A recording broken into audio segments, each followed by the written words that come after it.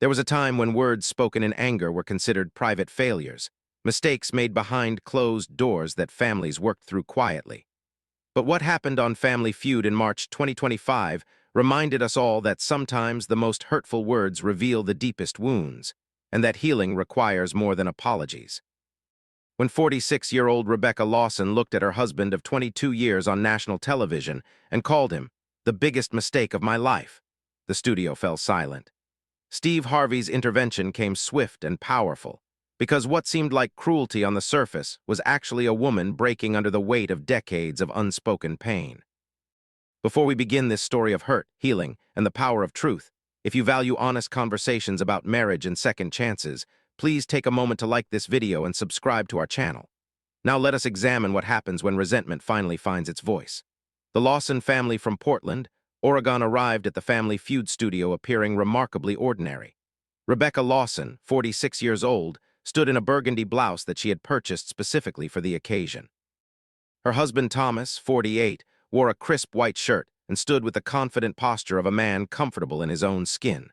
Their 3 adult children completed the family team, along with Rebecca's younger brother. To anyone watching, they seemed like a typical American family ready to compete for prize money and television memories.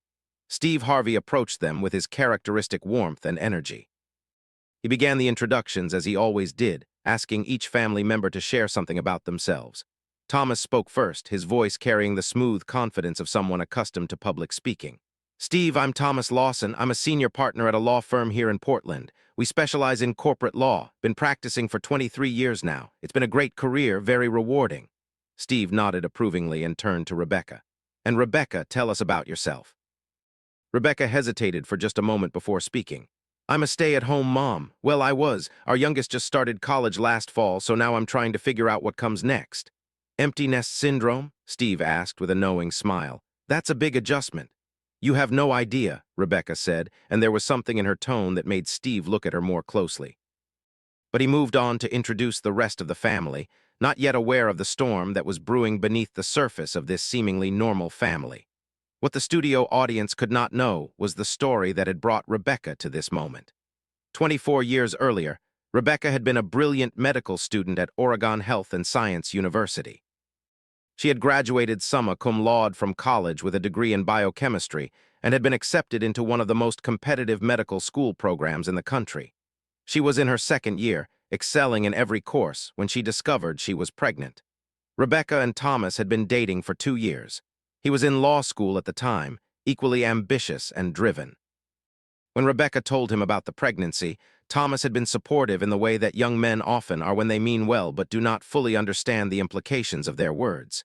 He had told her they would figure it out together, that they could make it work, that having a baby would not derail her dreams. But reality proved different from those optimistic promises. Medical school required brutal hours and complete dedication. Thomas was in the final year of law school and then studying for the bar exam. Someone needed to be the primary parent, and despite Thomas's assurances that they were partners, traditional expectations and practical realities meant that someone was Rebecca. Rebecca made the decision to defer medical school for a year. 1 year became 2 when she got pregnant with their second child. 2 years became permanent when she realized that returning to medical school as a mother of 2 young children while her husband was building his law career was simply not feasible. Not if she wanted to be present for her children. Not if she wanted to give them the stability and attention they deserved.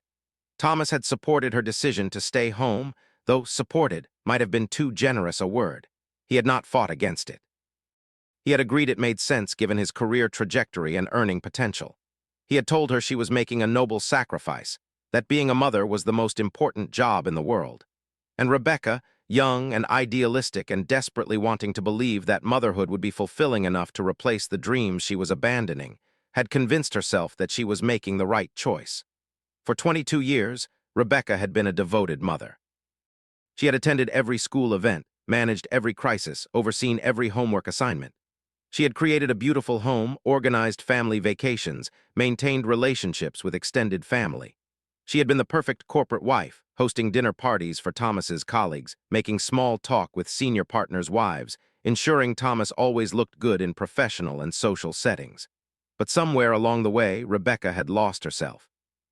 The brilliant biochemistry student who had dreamed of conducting cancer research had become someone whose main accomplishment was keeping the household running smoothly. The woman who had once debated complex medical ethics now spent her time coordinating carpool schedules and planning dinner menus. And while she loved her children fiercely and took pride in the people they were becoming, she could not escape the growing resentment toward the man whose career had flourished while hers had disappeared. Thomas had become a successful attorney. He made excellent money. He was respected in his field. He had achieved everything he had set out to achieve, and Rebecca had helped make that possible by handling everything else in their lives. But Thomas seemed to have forgotten that, or perhaps he had never fully understood it. He spoke of his success as if it were solely his own accomplishment. He introduced himself as a senior partner at a law firm without mentioning that his wife had sacrificed her own ambitions to make his rise possible. The resentment had built slowly over the years. Rebecca had tried to ignore it, to tell herself that she had made her choice and needed to accept it. But when their youngest child left for college 6 months ago, Rebecca had been forced to confront the reality that she was 46 years old with no career, no current skills, and no clear purpose. She had spent 2 decades building her identity around being a mother, and now that role was fundamentally changed. Thomas had not understood her crisis. When she tried to talk to him about feeling lost, he suggested she take up a hobby or volunteer somewhere. When she mentioned possibly going back to school, he reminded her that medical school was no longer realistic at her age.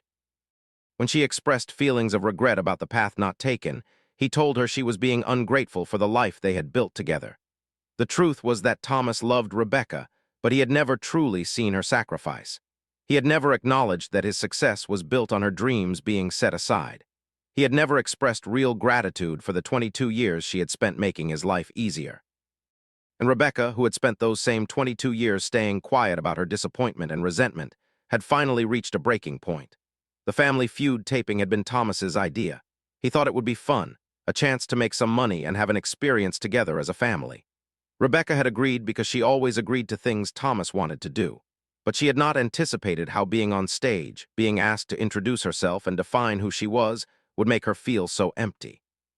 The game began with the Lawson family competing against the Santos family from California. The first round went smoothly enough. Rebecca and Thomas both contributed answers that scored points. Their children were engaged and supportive. Everything seemed normal. Then came the second round. Harvey read the question from the card. Name something you might regret later in life. Thomas hit the buzzer first and answered confidently. Not saving enough money? It was on the board at number 4. The Lawson family had control. They went down the line with answers. Their oldest son said not spending time with family. Their daughter said not traveling more. These were both on the board. Then it was Rebecca's turn. She stood at the podium and something inside her just snapped. All the years of quiet resentment, all the suppressed anger, all the grief for the life she had not lived came rushing to the surface. When she opened her mouth, the words that came out shocked everyone in the studio. Marrying the wrong person, she said, her voice clear and cold. The audience gasped. Thomas's face went pale. Harvey's eyes widened, but Rebecca was not finished. She turned to look directly at Thomas, and with 20 million people who would eventually watch this episode as her witnesses, she said the words that would go viral within hours of airing. Or more specifically, marrying Thomas. That was my biggest regret, the biggest mistake of my life. The studio went completely silent. Even the production crew stopped moving. Harvey stood frozen, his usual quick wit temporarily abandoned in the face of such raw, unexpected honesty. Thomas looked like he had been physically struck. Their children stood in stunned silence, not knowing whether to comfort their father or their mother. Steve recovered his composure faster than anyone else. He held up his hand to stop the game and walked over to Rebecca. His voice was gentle but firm. Rebecca, we need to pause here. What you just said, that's not something we can just move past. Talk to me. What's really going on? Rebecca's eyes filled with tears, but her voice remained steady. 24 years ago, I was in medical school. I was going to be a doctor. I was going to do cancer research. I had plans, Steve. I had dreams. And then I got pregnant and Thomas said we would make it work. He said I wouldn't have to give up my dreams. She took a shaky breath. But I did have to give them up. Because someone had to take care of the baby and then the babies, and someone had to manage the house, and someone had to be the one whose career didn't matter. And that someone was always me. Thomas tried to interrupt. Rebecca, we discussed this. We made that decision together. No. Rebecca cut him off, her voice rising. You made that decision. You decided your career was more important. You decided my dreams could wait. And when wait became never, you decided I should just be grateful for the life you provided. Steve looked at Thomas. Is this true? Did you know Rebecca wanted to be a doctor? Thomas looked uncomfortable, defensive. Of course I knew, but Steve, you have to understand. I was building my career. We had young children. Rebecca was better suited to stay home. She's nurturing, organized. She's a natural mother. It made sense for her to be the one to put her career on hold. On hold. Rebecca's laugh was bitter. Thomas, I'm 46 years old. Medical school is not on hold. It's over. That ship sailed 22 years ago while I was changing diapers and attending PTA meetings and making sure your shirts were ironed for court appearances. Steve Harvey's expression had transformed from shock to something deeper. Recognition, perhaps, or anger on Rebecca's behalf. When he spoke, his voice carried a weight that commanded attention. Let me make sure I understand this correctly. Rebecca, you were in medical school when you got pregnant. And Thomas, you were in law school, but Rebecca was the one who gave up her education and career to raise the children. Is that right? Both nodded, though Thomas looked increasingly defensive. And Thomas, Steve continued, in the 22 years since then, have you ever acknowledged that sacrifice? Have you ever thanked Rebecca for giving up her dreams so you could achieve yours? The question hung in the air. Thomas opened his mouth to answer, then closed it. He clearly wanted to say yes, but the truth was written all over his face. He had not.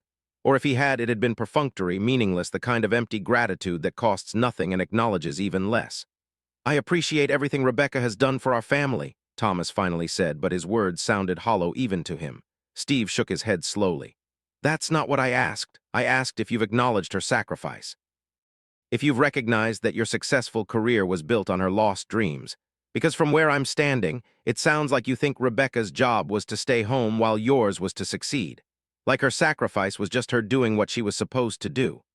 Thomas looked around desperately, perhaps hoping someone would come to his defense. His children stood silent, their expressions complex and unreadable. The audience was completely quiet, hanging on every word of this unexpected drama unfolding before them. Rebecca wiped her tears and continued, her voice stronger now. Do you know what's funny, Steve? Thomas introduces himself as a senior partner at a law firm. That's who he is. That's his identity. But when I introduce myself, I say I'm a stay-at-home mom. That's all I've been allowed to be for 22 years, and now that our kids are grown, I don't even know who I am anymore. I'm just Thomas's wife, the woman who used to be in medical school. She turned to Thomas. And the worst part, you don't even see it. You don't see how you've had everything while I've had nothing. You don't see how your life has been full of achievement and growth and success while mine has been small and limited and invisible. You don't see me at all. Steve Harvey stood between them, and what he did next would become one of the most powerful moments in Family Feud history. He looked directly into the camera and spoke to the millions who would eventually watch this episode. Ladies and gentlemen, what we're witnessing right now is important. This isn't just about one couple. This is about a conversation that happens in thousands of homes across this country. It's about sacrifices that women make that go unacknowledged. It's about dreams deferred and then forgotten. It's about the invisible labor of raising children and managing households while someone else gets to have a career and an identity outside the home. He turned back to Thomas. You seem like a decent man. I don't think you set out to hurt Rebecca or take her dreams away, but that's what happened. And the fact that you don't seem to fully grasp what she gave up, that's the problem. That's why she's standing here calling you the biggest mistake of her life. Thomas's face had gone from defensive to devastated. I didn't know she felt this way, he said quietly. Have you asked? Steve shot back.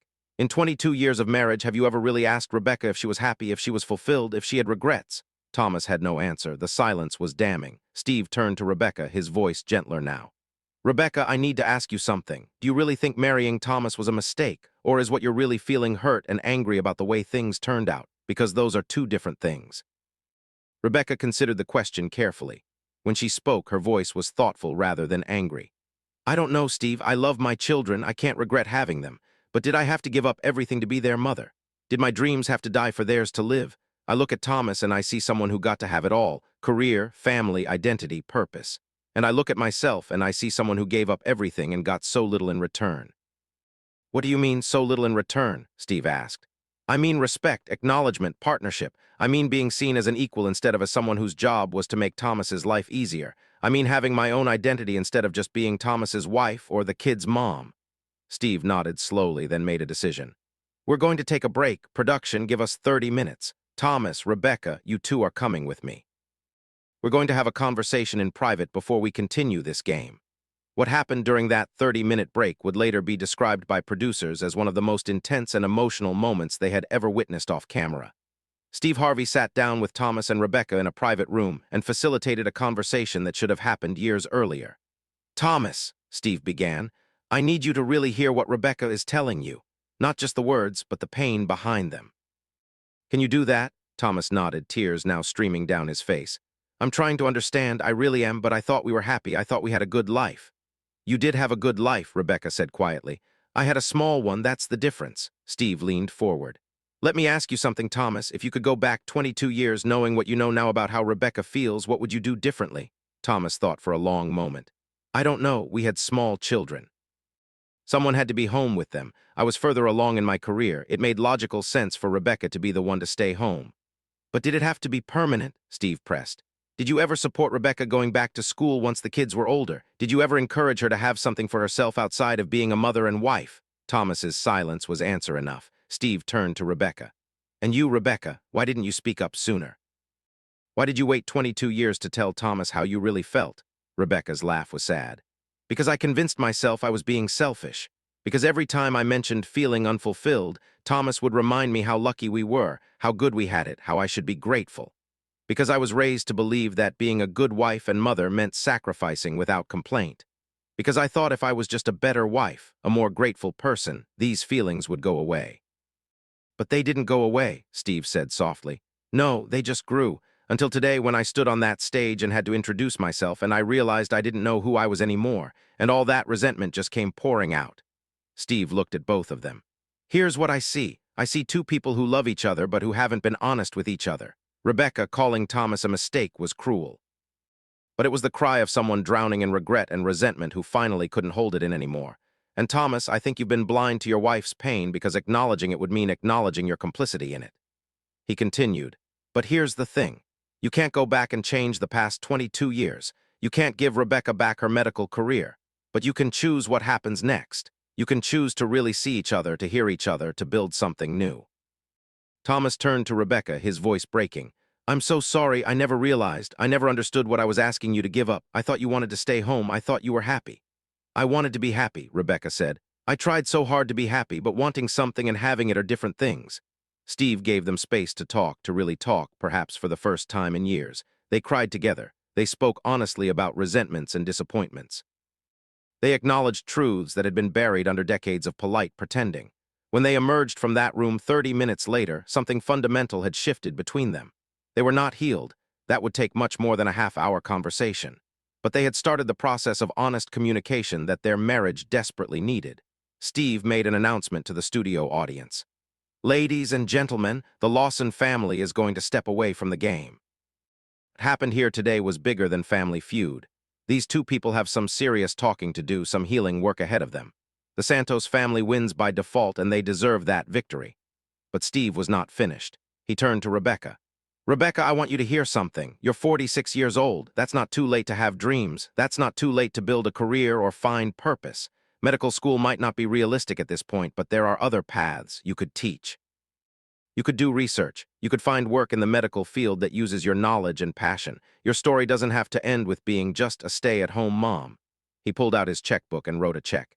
"This is from me personally. I want you to use this to figure out who you want to be now. Take a class, get some counseling, invest in yourself, because you deserve to have an identity beyond being someone's wife or mother." The studio erupted in applause. Rebecca broke down crying, overwhelmed by the validation from this stranger who had seen her pain and acknowledged it in a way her husband had not done in 22 years. Steve then turned to Thomas. "And you need to do some serious work, too. You need to figure out how to be a partner instead of someone who benefits from his wife's sacrifice without acknowledging it. Get therapy. Learn about emotional labor and invisible work. Understand what Rebecca has really given you all these years." When the episode aired 6 weeks later, it broke viewing records for Family Feud. The clip of Rebecca calling Thomas a mistake went viral with over 80 million views. But more importantly, it sparked a national conversation about maternal sacrifice, deferred dreams, and the invisible labor that keeps families functioning. Thousands of women shared their own stories of careers abandoned, dreams set aside, identities lost in the demands of motherhood and marriage. The hashtag "I was going to be" trended for days as women shared what they had planned to become before pregnancy or marriage changed their paths. But something else happened, too. The episode prompted conversations in households across the country. Husbands who had never thought about their wives' sacrifices suddenly saw them clearly. Couples had difficult but necessary conversations about resentment, gratitude, and partnership. 3 months after the episode aired, Steve Harvey invited Rebecca and Thomas back to his talk show for a follow-up interview. They came together holding hands, looking simultaneously fragile and stronger than before. "How are you two doing?" Steve asked gently. Thomas spoke first. "We're in intensive couples therapy. We're having the conversations we should have been having for 20 years. It's hard. Some days I wonder if we're going to make it, but we're trying." Rebecca nodded.